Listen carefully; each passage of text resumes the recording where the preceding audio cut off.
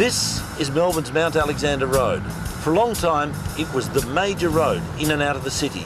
And it's this road which led to the Mount Alexander Goldfields, which are up here. Now, there used to be hundreds of mine shafts along here, worked literally by thousands of men. There was so much activity here. Now, the road to this day still zigzags all the way down here. The reason is it followed the old bullock trails. Now, across the road here, there were lots and lots of businesses, all sorts of shops, chemist shops, hardware shops. They'd sell anything, spades, shovels, guns, whatever. There are also grog shops, lots of them. The only one that's left here now is the Red Hill Hotel. It's been going since 1854 and it's still licensed.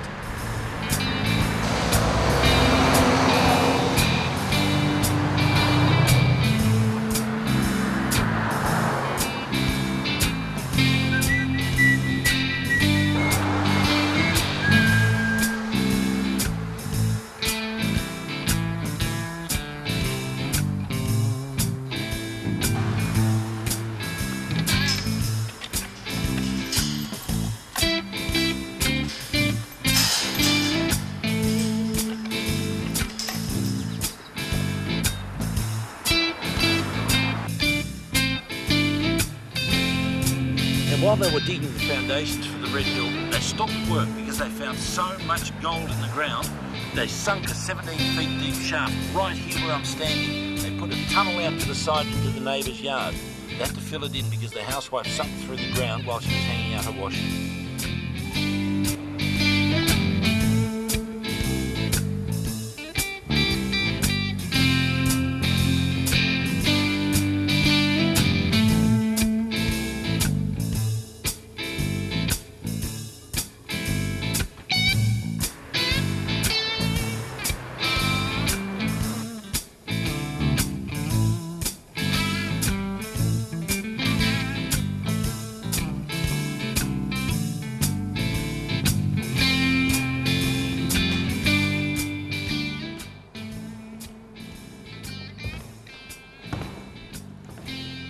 Now, the Red Hill had its own music hall.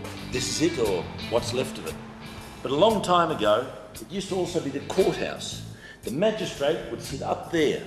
The prisoners would be held here. And they were busy times because the Red Hill licensee would give the magistrate and the court officials free lodgings here. He was anxious to keep them here, so they must have been busy times. Now, the magistrate, or Goldfields warden as he was called then, would hear the cases. He could either fine prisoners, he could acquit them, put them on a good behaviour bond, or remand them in custody. Now, if that happened, the prisoners would be taken down through a timber trapdoor at the top of these old wooden stairs, and they'd be put in one of these grim holding cells. You can see how thick the walls are here. The original lime wash is still visible. Then the journey began, because when they had enough mounted police troopers to spare, the prisoners would all be taken out and they'd be put in chains to the front of the police horse and made to walk all the way, 70 miles or 120 kilometres, all the way to Melbourne.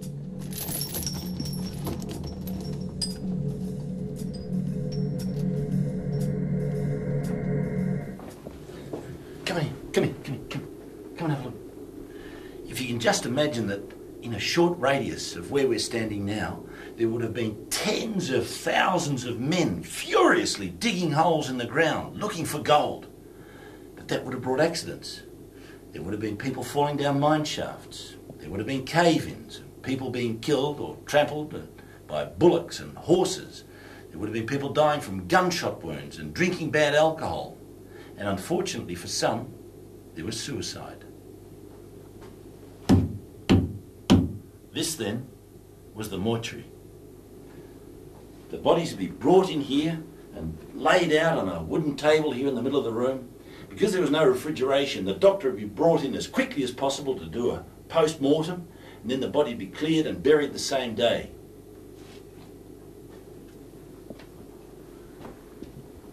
You know, this room is still the same as what it was 150 years ago. There are no tiles on the floor. It's just a dirt floor. This room's got 150 years of hidden history in it. Not just that, it's got 150 years of dampness in these walls, mustiness. It's just an unpleasant place to be. Come on, let's go.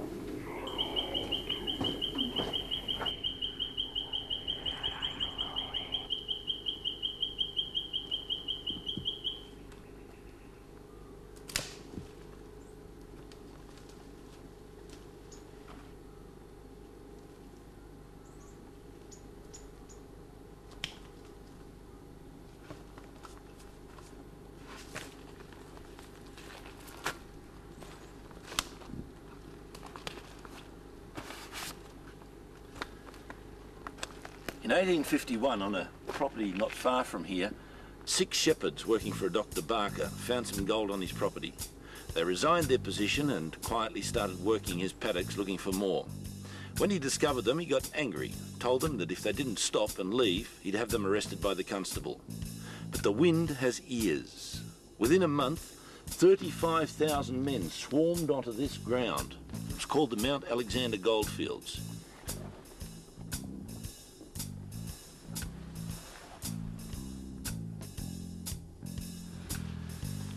There was an estimated 1 woman per 1,000 men on these goldfields.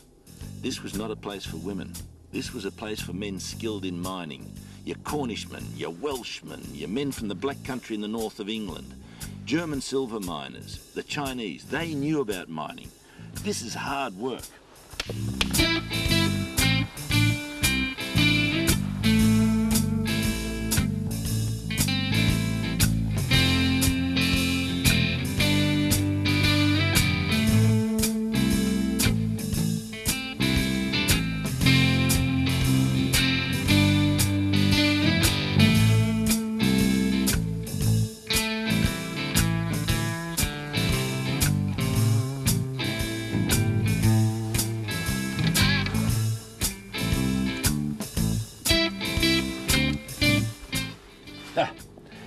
Now this is what they were looking for.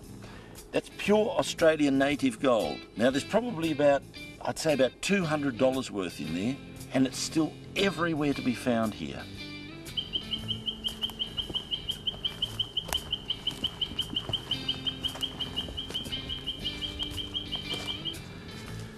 Now where the Europeans normally dug square mine shafts, the Chinese dug round ones because they believed that there was less chance of a collapse and also that ghosts wouldn't be able to hide in any corners. But you can see here how close these mine shafts are to each other. Between this one and the one next to it is that much distance. Somebody would have had a tent pitched there and another tent right behind me. There would have been more tents all around here, so there was absolutely no privacy at all on these fields, and everywhere you look you see evidence of the men's existence. Here's a bit of broken Chinese pottery. Now these holes would have been much deeper, but in the last 150 years they filled up with leaf litter, rubbish, dirt, trees, rocks, everything has fallen in here.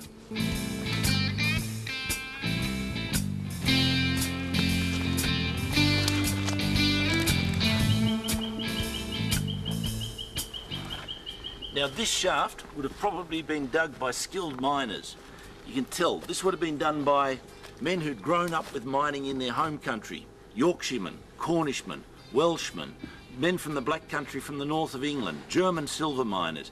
You can tell because of the angle of the mine and the size of it. It's huge. It's collapsed now, but you can still tell how far down it goes.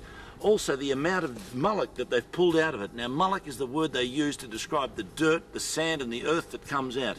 At the time, this whole countryside would have been stripped bare. There wouldn't have been a single tree left over because the men needed it to shore up their mines, to make tools, and of course for their firewood. There wouldn't have been a leaf or a twig left. Gradually the landscape is restored, but at the time it was like a moonscape.